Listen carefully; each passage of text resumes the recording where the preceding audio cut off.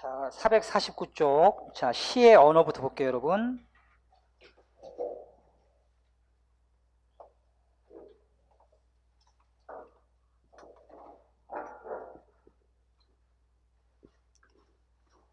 시에 쓰인 언어를 시어라고 하는데요, 여러분.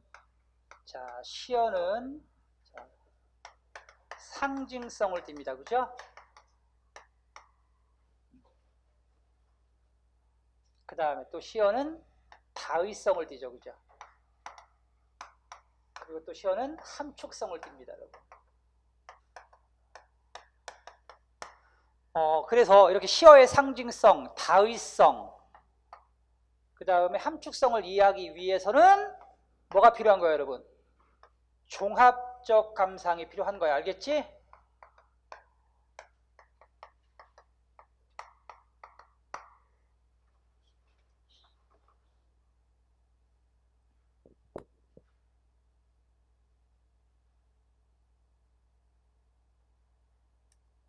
자, 예를 들면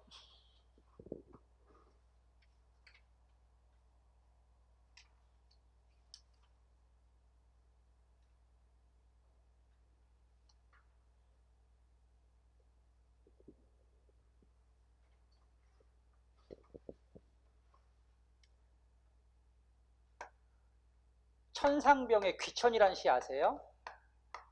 유명한 시인데 돌아갈 귀자 하늘 천자, 그래서 나 하늘로 돌아가리라.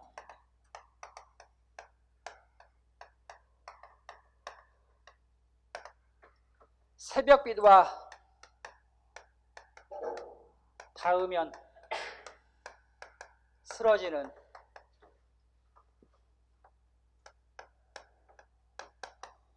이슬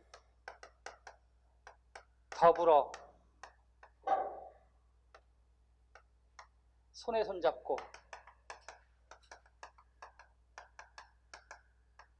나 하늘로 돌아가리라.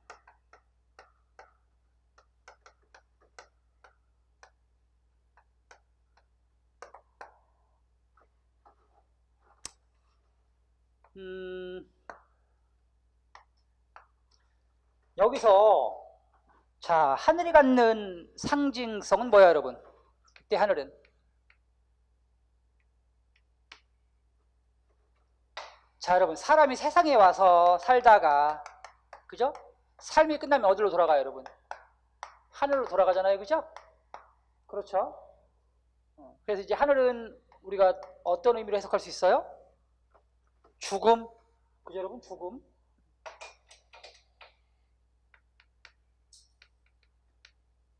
이런 걸 시어의 상징성이라고 하는 겁니다.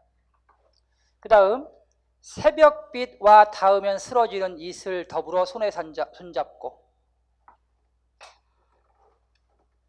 자, 새벽 그리고 이슬입니다, 여러분. 새벽과 이슬의 상징적 의미는 뭘까요? 새벽은 밤과 낮 요 사이에 있는 요 사이 경계에 있는 밤과 낮의 경계에 있는 아주 짧은 시간이 뭐죠, 여러분? 새벽이죠, 그죠? 그렇죠? 또 이슬은요, 이슬은 밤에 이렇게 맺혔다가 해가 뜨면 어떻게 되죠? 사라지죠. 그러니까 잠깐 맺혔다가 사라지는 거잖아. 그죠, 여러분? 그래서 이 새벽이나 또 뭐야, 이슬이나 모두 어떤 속성을 가지고 있어요, 여러분? 모두 잠깐, 일시, 순간 이런 속성을 가지고 있잖아요, 그죠? 그래서 하늘로 돌아가겠다, 이슬과 함께 새벽빛 닿으면 쓰러지는 이슬과 함께라고 한 이유는 결국 우리 인생을 말하는 거예요. 우리 인생이 새벽이나 이슬처럼 어떻다, 여러분? 여기 왔다가 하늘로 돌아가는 것이 하늘이 영원한 것이고 결국은 우리 인생은 뭐라고, 여러분? 새벽이나 이슬처럼 짧은 것이다, 그렇죠? 짧은 인생, 알겠습니까, 여러분? 짧은 인생을 그러니까 이슬과 새벽으로 표현한 거지, 알겠어요? 인생의 순간성.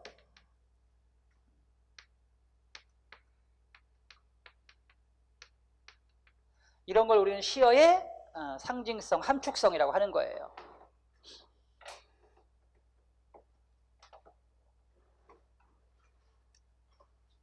자, 그 다음에 그래서 자, 여러분, 즉 시인은 죽음이라는 원관념을 하늘이라는 무엇으로? 보조관념으로 표현한 거예요. 이렇게 원관념을 관추고 보조관념으로 표현한 걸 뭐라고 한다고? 그걸 상징이라고 한다고. 그렇게 상징을 쓰면 뭐가 만들어진다? 함축적 의미가 만들어지는 거지. 알겠습니까, 여러분?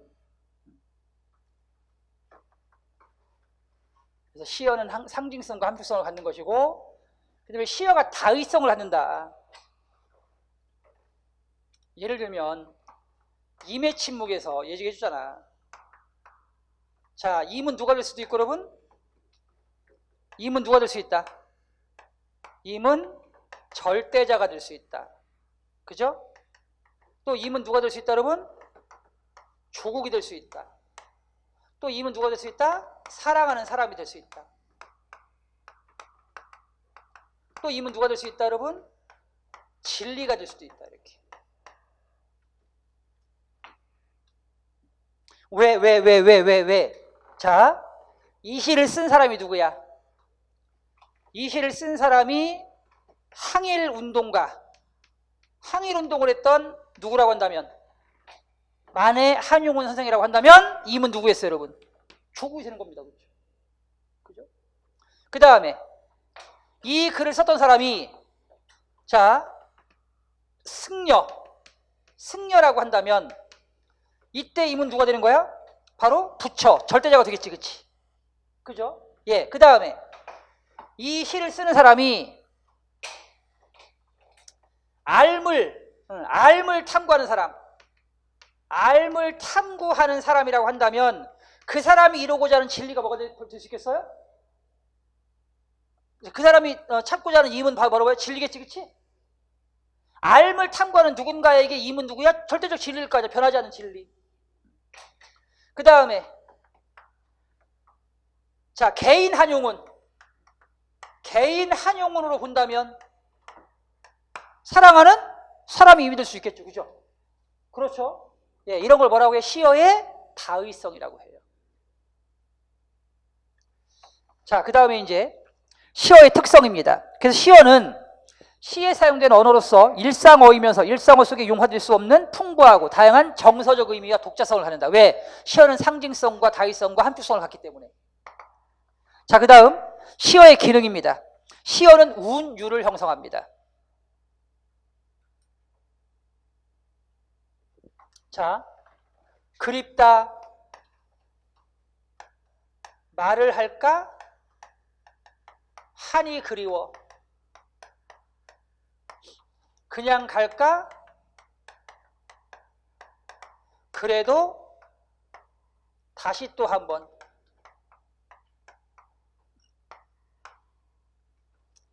여기 보세요, 여러분. 일단 그립다, 그죠? 그립다, 그리워, 이런 시어를 반복해서 화자의 어떤 정서가 환기돼요. 화자의 정서가 환기되죠, 그죠? 정서를 환기시키고 있어요, 여러분. 화자의 정서는 그리움이다. 자, 그 다음에 이제 말을 할까? 그냥 갈까? 이걸 통해서 어떤 정서가 환기돼요, 여러분? 망설임, 그죠? 망설임. 봐봐. 말을 할까? 그냥 갈까? 말을 할까? 이게 망설임, 그죠? 예. 그러니까 시어를 보면 이렇게 화자의 뭘 알 수가 있다, 여러분? 정서를 알 수가 있어요. 그리움이라는 정서, 그다음에 망설임이라는 정서. 이해됐습니까, 여러분? 자, 그 다음에 뭐뭐 할까, 이거 그죠? 까 써가지고 아까 뭐라 했어요, 여러분? 이런 거 일정한 위치에 같은 글자를 반복하면 뭐가 형성된다? 운율이 형성된다. 그렇죠? 빙고. 그래서 뭐야? 가군 사용해서 자, 운율이 형성되고 있고요, 여러분. 그 다음에 또 하나. 봐봐. 그립다, 말을 할까, 한이 그리워. 그냥 갈까, 그래도 다시 또 한 번. 하나, 둘, 셋. 하나, 둘, 셋. 자, 몇 음보가 반복된다? 3음보가 반복되고 있죠. 이해됐어요? 그래, 재밌는 거 알려줄까, 여러분? 다음이 제일 재밌어. 봐봐. 앞산의 까마귀, 들의 까마귀, 그죠? 앞산의 까마귀, 들의 까마귀. 서산에 해진다고 지적입니다. 야, 어떻게 이렇게 재밌게 표현할 수 있는지 모르겠어. 지금 앞에 상황은 어떤 상황이라고 지금? 그리워서, 너무 그리워서 가서 얘기를 하고 싶은데 또 얘기를 하자니 부끄럽기도 하고 또 어떤 그 그리움이 또 막 어떻게 막 어떤 훼손될 것 같기도 하고, 그죠? 내 마음이 잘 전달되지 않을 것 같기도 하고. 그래서 그냥 갈까? 또 그냥 가자니 또 너무 그립고, 그치? 아씨, 말을 할까? 이렇게. 아, 그냥 갈까? 이렇게 지금 화자가 그냥 가지도 말을 하지도 못하는 이런 상황이 있어. 그죠? 여러분? 그랬더니 앞산의 까마귀, 들에 있는 까마귀가 뭐라고 얘기해요? 야, 너 그러다가 서산에 해지겠어 하고 지적이에요. 따라서 이 까마귀의 기능은 뭐야? 화자가 어쩔 줄 몰라 하고 망설이고 이런 모습이 누구에 의해서 더욱더 부각된다고, 여러분? 까마귀에 의해서 그 화자의 어떤 그런 모습, 그쵸? 그리워하면서 망설이는 그런 화자의 모습이 요 까마귀에 의해서 더욱더 부각된다고요. 그래서 우리는 까마귀를 뭐라고 해요, 여러분? 까마귀의 기능, 객관적 상관물이라고 하는 거예요. 오케이? 이해됐어요, 여러분?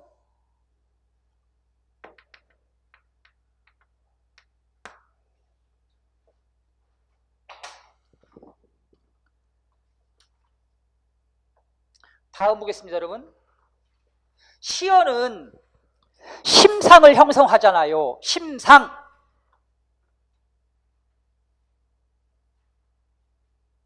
아까 얘기해줬잖아, 그치?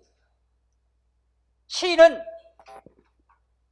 자기가 눈에 보고 자기가 냄새 맡고 자기가 피부로 느낀 것을 독자에게 똑같이 전해주고 싶은데 말로는 표현할 방법이 없단 말이야. 그쵸, 여러분? 그래서 뭘 쓴다고? 마치 눈에 보이는 것처럼 귀에 들리는 것처럼 감각적인 표현을 쓴다고. 알겠습니까? 그걸 뭐라고 한다고? 그걸 심상이라고 하는 거예요. 자, 예를 들면 서정주의 국화협회서라는 시가 있어. 시인은 진짜 대단해, 여러분. 여러분, 국화는 언제 피는 꽃이에요? 자, 따뜻한 봄 다 지나서 추운 가을에 피는 꽃이 국화예요. 자, 근데 이제 이 국화를 딱 본 거야, 화자가. 이렇게 딱 본 거지. 자, 그러면은 야, 저 가을에 핀 국화는 그간에 얼마나 힘든 과정을 겪었을까. 즉, 한 송이 국화가 피기 위해서는 봄부터 소쩍새는 또 그렇게 울어야 되고, 소쩍새가 울어야 가을에 뭐가 되고, 여러분? 국화가 피는 거고, 또 여름 내내 천둥이 그렇게 쳐야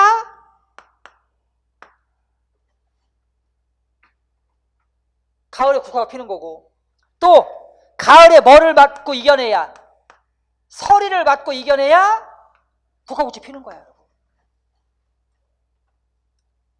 그래서 국화꽃을 피우기까지의 그 어려운 과정을 소쩍새의 울음, 청각적 심상, 천둥, 청각적 심상, 차가운 서리, 촉각적 심상을 가지고 이 시련과 이 고난의 시기를 표현한 거란 말이에요. 알겠습니까, 여러분? 그리고 한 송이 국화꽃, 이 노란 국화꽃이라는 이 여러분? 국화꽃이라는 이 한 송이 국화꽃 시각적 심상을 통해서 이런 고난을 이겨내서 이건 촉각, 이런 고난을 이겨내서 뭔가 완성된, 그죠? 완성된 원숙한 경지, 완성미, 원숙미를 노란 국화꽃이 보여준단 말이야. 알겠습니까?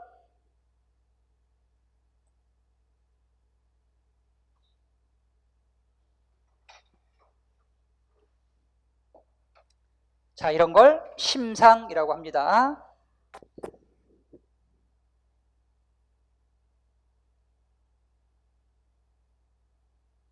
자, 그 다음에 세 번째, 시어는 어조와 시적 분위기를 조성해요. 여러분, 분위기는 그냥 크게 두 가지만 생각하면 돼. 긍정적 분위기와 부정적 분위기. 긍정적 분위기는 아까 얘기해 줬잖아. 화자가 추구하는 이상과 현실이 어떻게 될 때? 융합될 때는 긍정적 분위기가 되는 거고, 화자가 추구하는 이상과 현실이 서로 충돌될 때는 무슨 분위기? 이제 부정적 분위기가 되는 거지. 그러니까 그걸 이제 뭘 통해서? 시어를 통해서 보여주는 거야.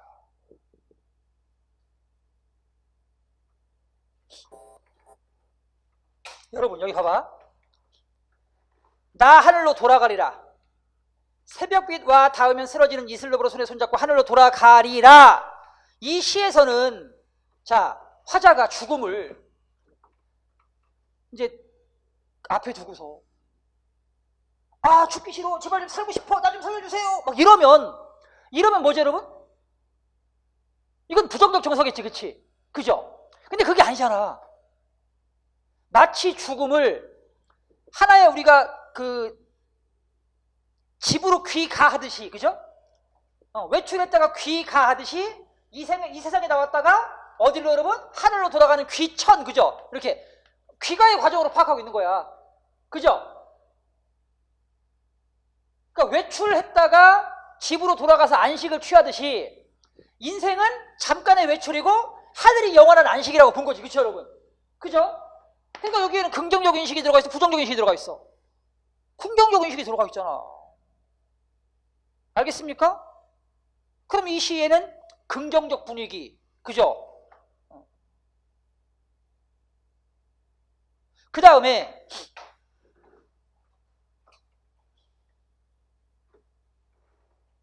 어조.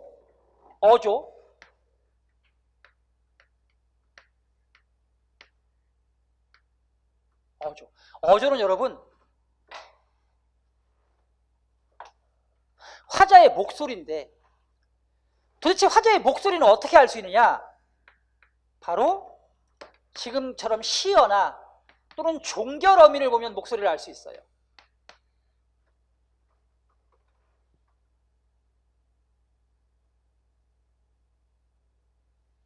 시어를 보면 남성적인지 여성적인지 알 수 있지.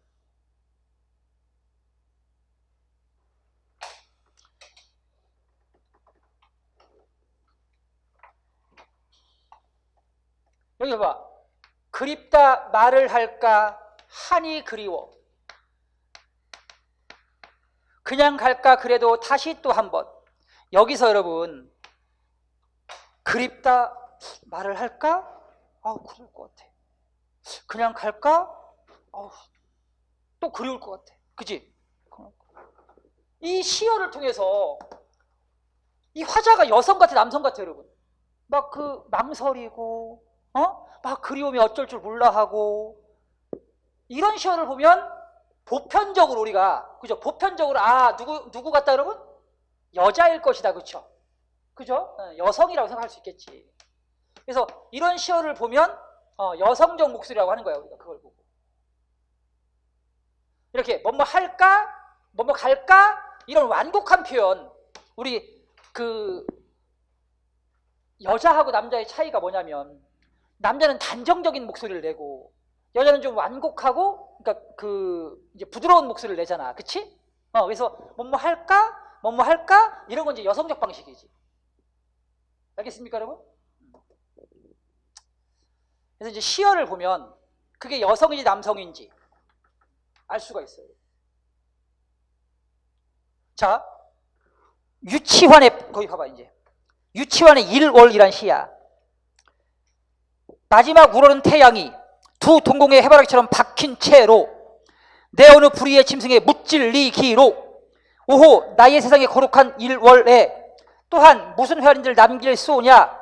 자, 박히다, 무찔리다, 또 어떤 회한인들 남길 쏘냐. 이런 시어 보면 여러분 강직해 아니면 뭐 완곡해? 시어 자체가 어때요? 표현이 굉장히 강하죠, 그쵸? 강하잖아. 남성적 목소리라고 하는 거야, 그걸 보고.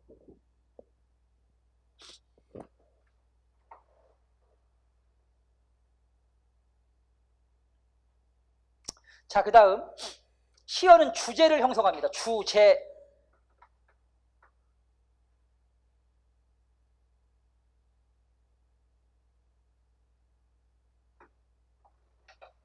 나 하늘로 돌아가리라 해서 여기서 주제가 있잖아, 바로. 그죠?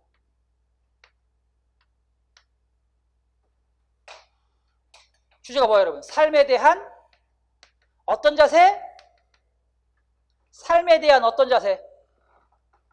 초월적, 그죠? 초월적 자세. 삶에 대한 초월, 그리고 죽음에 대한 순응. 이게 뭐라고? 이 시에 뭐라고, 여러분? 주제라고. 그럼 어떻게 할 수 있어? 이걸 통해서 할 수 있잖아.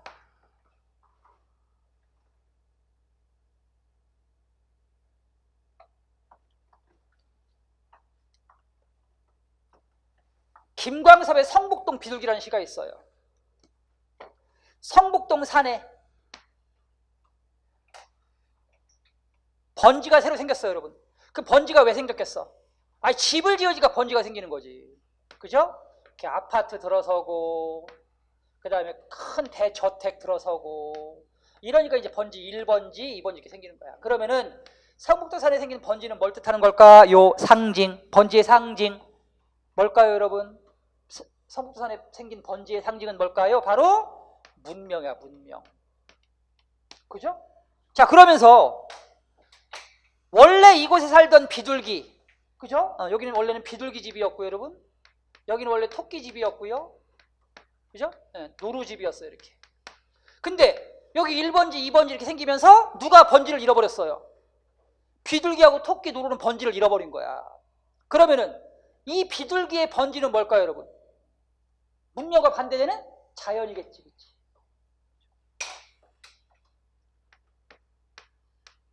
그래서 시어는 다의성을 갖는 거예요, 여러분. 다의성. 같은 문명인데, 아니 뭐야, 같은 번지인데 앞에는 뭐라고?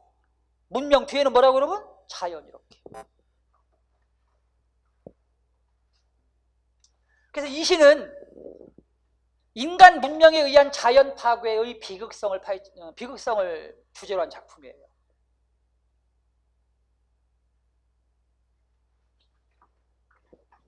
그래서 주제를 형성한다. 그 다음 아까 얘기했지만 시어는 정서를 환기시킨다. 그립다. 말을 할까? 그냥 갈까? 이렇게 망설임. 이런 정서를 환기시켜준다. 그 다음 시어는 회상이나 연상의 매개체가 되기도 해요. 아까 이한직의 낙타에서 낙타는 누굴 연상시킨다? 늙었고, 그래서 어린 시절 늙은 선생님을 연상시킨다. 자, 그 다음에 무엇인가를 떠올리는 매개체가 되기도 합니다. 예를 들면 김광균의 은수저예요. 자, 밥상이 있어요, 여러분. 밥상. 근데 한 쌍의 은수저만 놓여 있어요. 그리고 여기에는 이 자리는 텅 비어 있죠. 텅 빈 자리. 누구의 자리입니까, 여러분? 죽은 아이의 자리예요. 즉 자식을 잃은 슬픔을 그린 작품이 바로 김광균의 은수저인데 보겠습니다. 산이 저문다. 노을이 잠긴다. 저녁 밥상에 애기가 없다. 애기 앉던 방석에 한 쌍의 은수저. 은수저 끝에 눈물이 고인다. 자, 은수저를 통해서 아빠가 지금 뭘 바라보고 있는 거야? 여기 앉아가지고, 그죠? 이렇게 앉아, 양반들하고 이렇게 앉아서 이제 밥을 먹다가 이걸 본 거야, 그렇죠? 이 은수를 보면서 누굴 떠올린 거예요, 여러분? 죽은 아이로 연상이 된 거지, 그렇죠? 예, 이렇게 시어는 어떤 대상을 연상시키는 소재가 되기도 합니다. 정주영의 유리창이라는 시도 마찬가지야.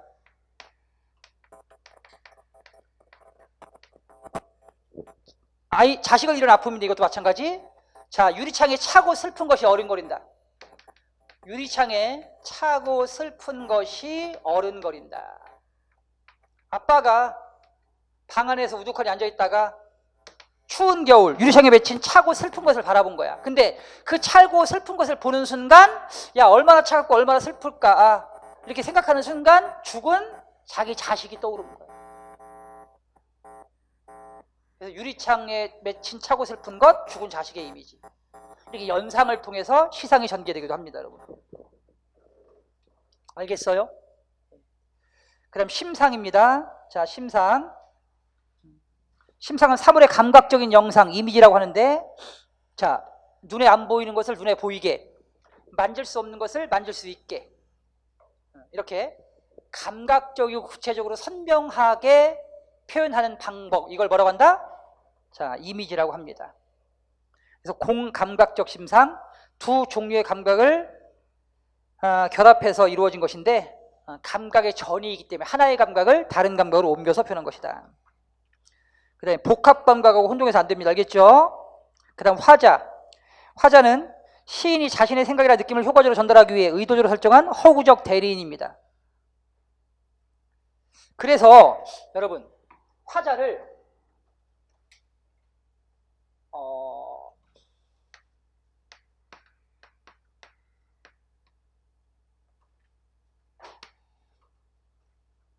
시인일 수도 있고 시인이 아닐 수도 있어요, 여러분. 그러니까 화자가 시인의 개념보다 크다고 보시면 돼요. 알겠습니까? 그러니까 예를 들면 김광진의 은수저에서는 화자는 누구야? 실제 작가가 자식을 잃었고, 어린 그 자식을 잃었고 그 슬픔을 형상화한 시니까 그때 화자는 누구라고? 작가 자신인 겁니다. 작가 자신. 근데 아까 김소월의 그립다 말을 할까 한이 그리워 그냥 갈까 그래도 다시 또 한 번. 이 시에서 김소월은 남자지만 화자는 아까 여성이라고 했잖아요, 그렇죠, 여러분? 그죠? 그럼 작가하고 화자가 서로 다른 겁니다. 작가는 김소월이고 화자는 여성이니까. 또 김소월의 자, 엄마야 누나야라는 시가 있잖아. 엄마야 누나야 강변 살자, 이런 노래 아시죠? 그죠? 이거 김소월이 지은 시조야. 아니, 시야. 그럼 엄마야 누나야 강변 살자라고 하는 시 속에서 화자는 누구야? 엄마, 누나라고 이렇게 부르는 사람이란 말이야. 어른이겠습니까, 여러분? 여자겠어요? 여자가 누나라고 불러? 어른 아니고 누구야, 여러분? 어린이야, 그치? 그리고 남자야, 여자야? 남자지, 그치? 그치? 어린 남자. 그러니까 김소월은 여러분 어른 남자인데 여기는 어린 남자란 말입니다. 그러니까 화자하고 시인의 관계는 시인은 화자일 수도 있고 화자가 아닐 수도 있어요. 알겠죠, 여러분? 자, 또 하나. 화자가 시 속에, 시 표면 속에 등장할 수도 있고 표면 속에 등장하지 않을 수도 있어요.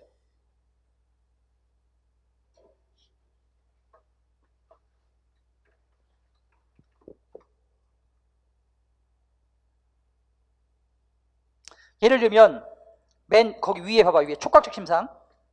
나는 한 마리 어린 짐승, 젊은 아버지의 선오른 옷자락에 연로상기한 볼을 말없이 부비는 것이었다.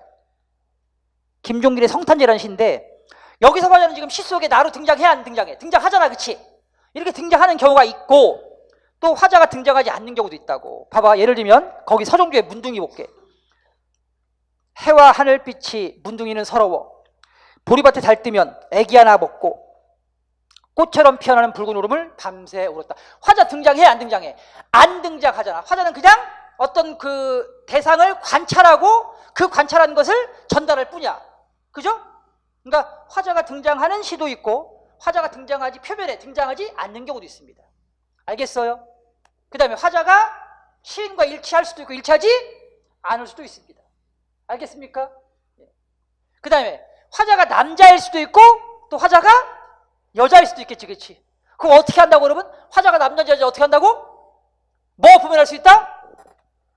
시어나, 여기 시어나 뭐 종결업이 보면 여자인지 남자인지 알 수 있다, 그렇죠? 또 하나는 화자가 사람일 수도 있지만 사람이 아닐 수도 있습니다. 화자가 사람이라고 생각하면, 항상 사람이라고 생각하면 안 돼. 사람이 아닐 수도 있어. 예를 들면 박남수의 종소리라는 시를 보면, 박남수의 종소리야.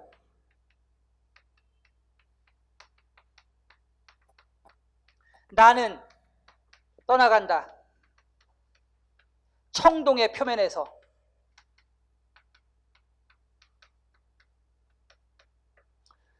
제목이 종소리고요. 나는 떠나간대요. 근데 어디에서? 청동의 표면에서 떠나간대요, 여러분. 그럼 이제 청동으로 만든 게 뭐죠, 여러분? 종이잖아요, 이거 저렇게 종. 종.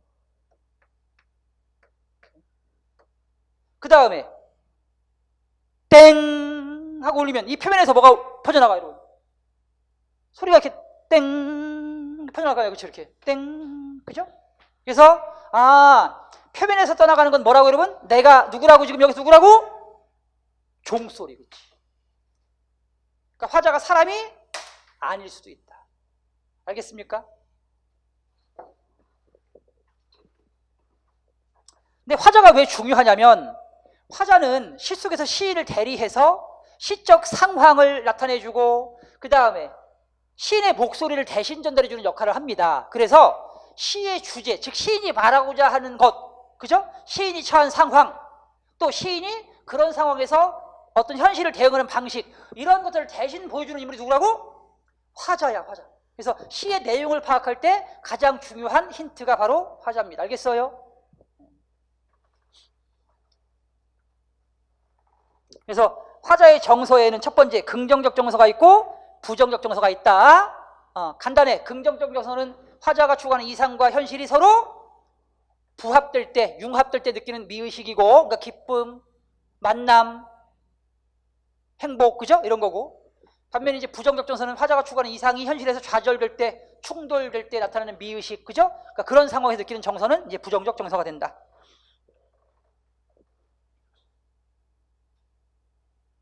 그 다음, 거기 이제 정서에서 보면,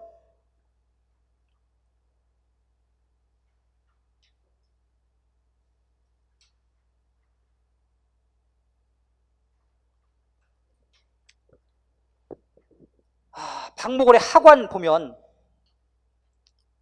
관이 내렸다. 깊은 가슴 안에 밧줄로 달아 내리듯 주여 용납하옵소서.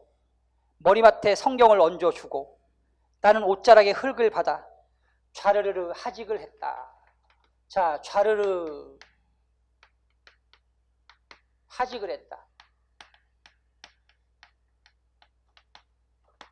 이게 여러분 흙이 떨어지는 소리거든요, 그렇죠? 그죠? 흙이 떨어지는 소리. 그래서 이런 그 청각적 심상을 통해서, 이게 누구냐면 이제 동생이야. 조금 이따 나올 거야. 동생을 잃은 슬픔을 형상화시킨 거지, 그치? 슬픔.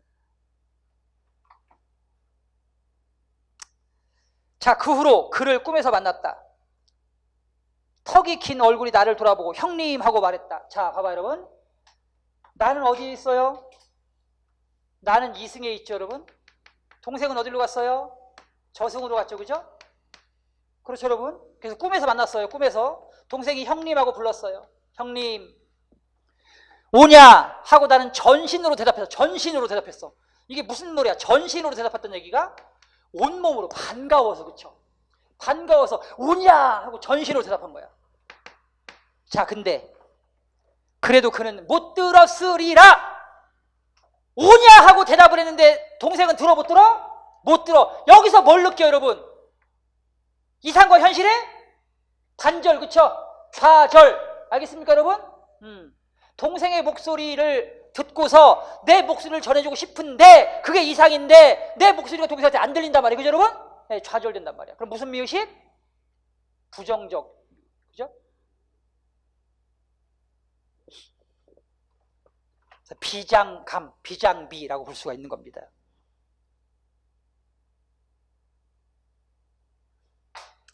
그 다음 화자의 태도입니다.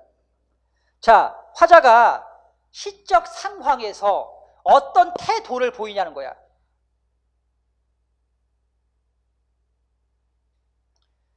예컨대 윤동주는 시적 상황, 윤동주의 시에서 시적 상황은 뭐야? 시적 상황은 일제강점기의 실현과 고난의 상황이지. 그게 시적 상황인 거야. 근데 그 상황에서 화자가 보이는 태도는 뭐야? 죄책감, 그리고 반성, 성찰이야.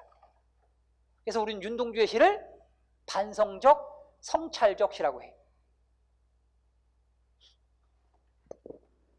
자, 그 다음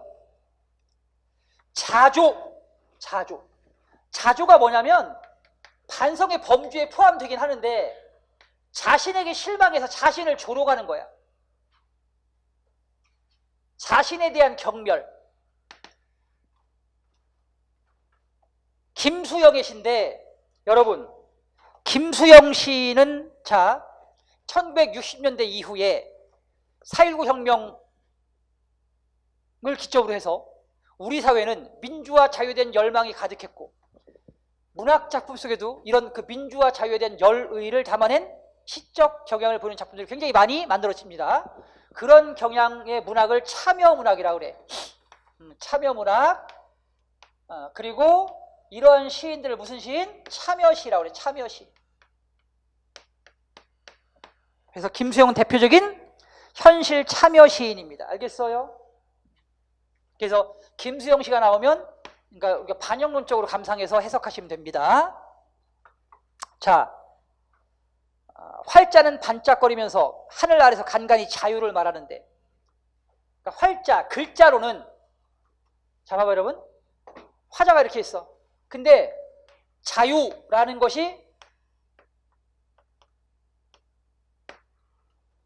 활자, 즉 문자로 내 눈앞에 보여. 그리고 목소리로 들려. 그러니까 지금 상황이 어떤 상황이다 여러분? 부자유한 상황이야. 지금 우리가 놓인 상황은 부자유한 상황인데, 이런 부자유한 상황에서 자유를 찾아야 된다라고 활자는 얘기해. 근데 자, 부끄럽다. 나의 영혼은, 거기 봐봐, 나의 영혼은 죽어 있는 것이 아니냐. 그러니까 여러분, 부자유한 상황에서 자유를 말해야 하는데 나는 자유를 말하지 못하고 뭐 있어? 지금 죽어 있어. 그치? 살아있지만 죽은 듯이 있는 거야. 그죠? 그런 자신의 모습이 부끄러워. 이런 걸 뭐라고 한다 여러분? 자조적 태도.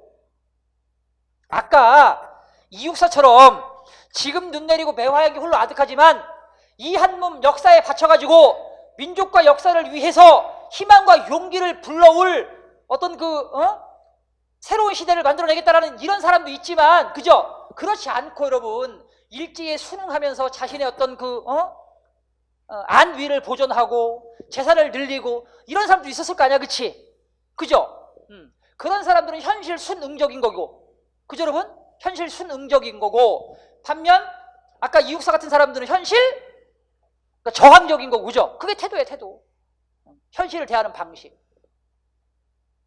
그러니까 자기 자신이 스스로 현실에 순응하는 모습을 보면서 자기를 조롱하는 태도, 이런 걸 자조적 태도라고 합니다.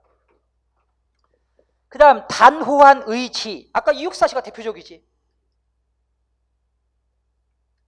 그 다음 역시 김수영의 눈, 현실 비판적 태도.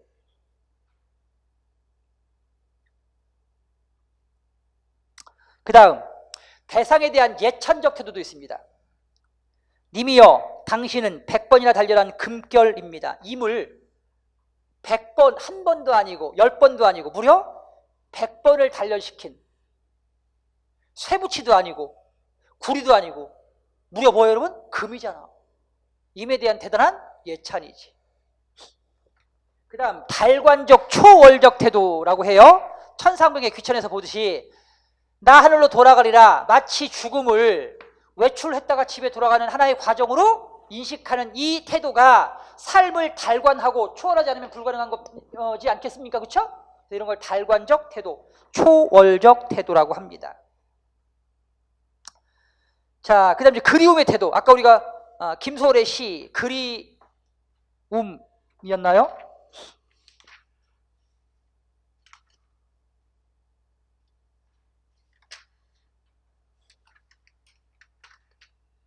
가는 길, 그쵸? 예, 가는 길. 가는 길이라는 시에서 보면 그립다 말을 할까 하니 그리워 에서 보듯이, 자, 태도가 무슨 태도? 예, 그리움의 태도였고요. 백석의 고향도 마찬가지입니다. 자, 타향에서 병이 든 화자가 고향 마을을 잘 아는 의원을 만나 서로 이야기를 나누던 과정에서 고향에 대한 그리움을 떠올리고 있습니다.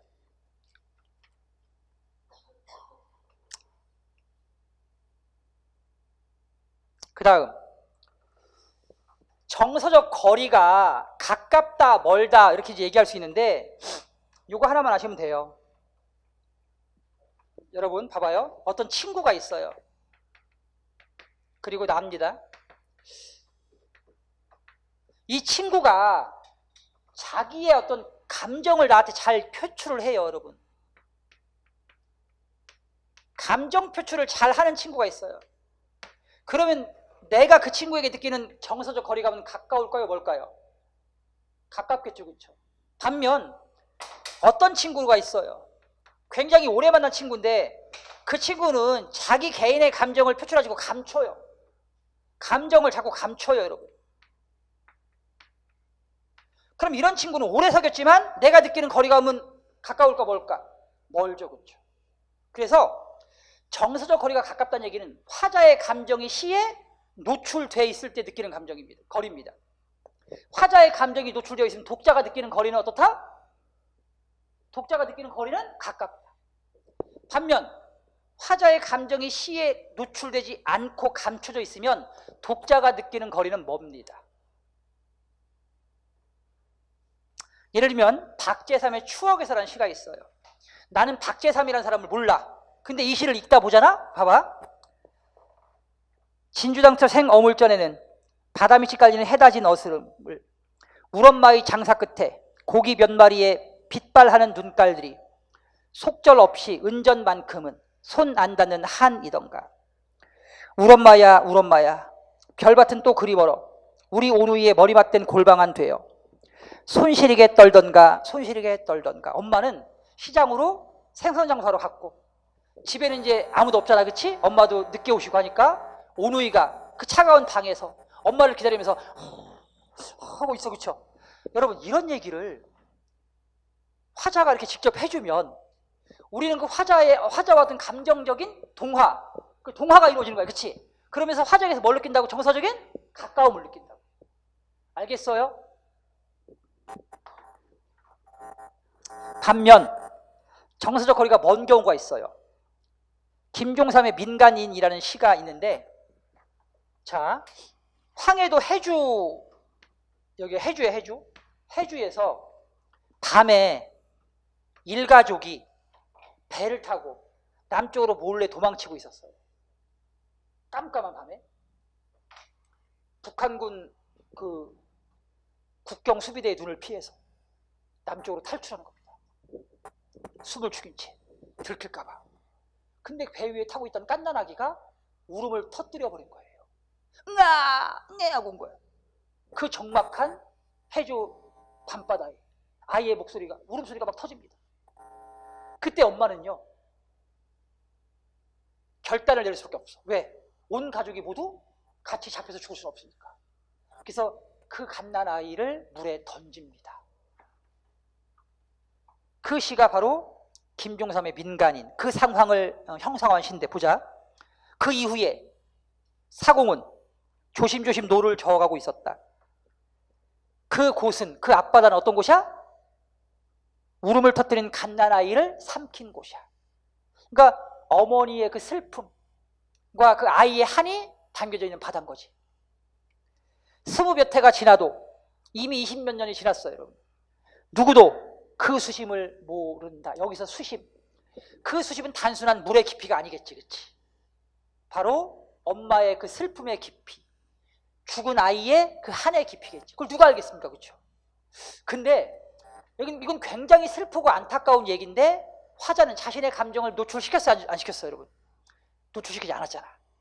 그러니까 화자는 담담하게 오히려 그 사건을 마치 일정한 거리를 두고 관조적으로 그려내고 있어요, 여러분. 근데 그렇게 함으로써 오히려 독자는 더 슬픔이 직접적으로 간절하게 와닿는 효과가 생겼어요. 그러니까 정서적 거리를 의도적으로 멀게 함으로써, 그러니까 자신의 감정을 의도적으로 감춤으로써 오히려 그 시적 상황에서 느끼는 슬픔이 더 독자에게 잘 전달되는 효과를 거두고 있다. 예를 들면 이런 거지. 슬픈 영화를 보는데 막 옆에서 누가 막 울고 있으면 그 슬픔이 나한테 잘 전달돼, 안 전달돼? 잘 전달 안 돼. 그죠?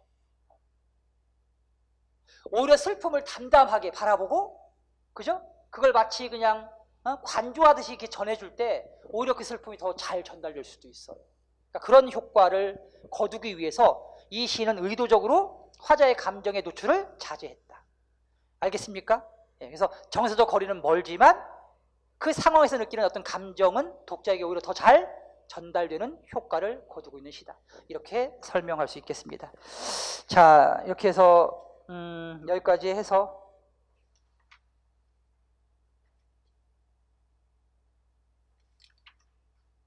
화자의 태도하고 정서적 거리까지 했고요. 그 다음에 이제 식사하시고 오후에는 이제 시상전개 방식 설명드리도록 하겠습니다. 자, 여러분 수고하셨습니다.